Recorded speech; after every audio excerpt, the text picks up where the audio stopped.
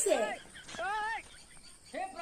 না দিদি কিছু তোমার মন খারাপ মনে হইতেছে, তুমি ঘরে বেরোইছো, নিচেও গেছো না, আমার লগে একটু কথাও কইছো না, সাথে ঘর থেকে বাড়িতেছো না, কিটা হইছে তোমার? না নতুন নতুন তো এই বাড়িতে আসছি, আমি তো এই বাড়ির মানুষ কেমন না কিটা কিচ্ছু জানি না, আমি কিচ্ছু বুঝতেছি না।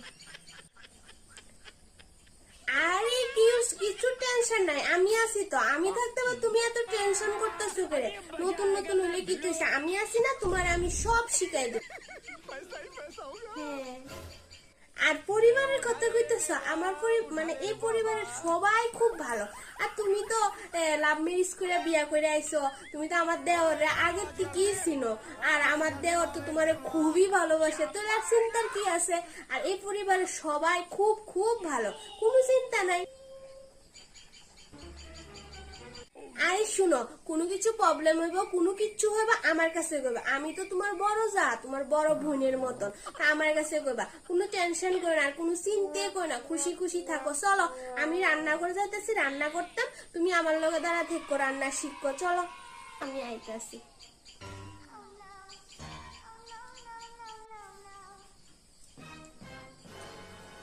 বোন এই কি করতেছো? না দিদি, এই বিছনার উপরে কতটি জামা কাপড় পরে রইছিল, আমি ভাবছি একটু গুছাই।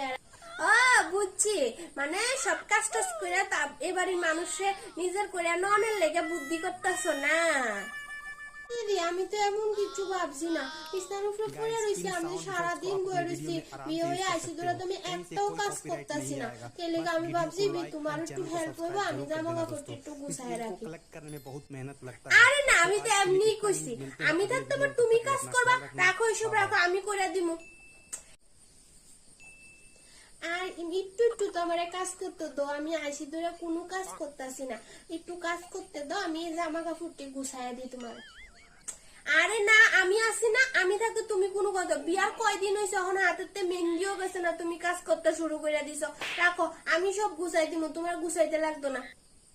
দেখো সময় হলে তুমি সব করো, এখন তুমি রাখো কইতেছি, কথা শুনো, আগে কাপড়টা হাতেতে রাখো, তারপরে কথা কো। আচ্ছা ঠিক আছে।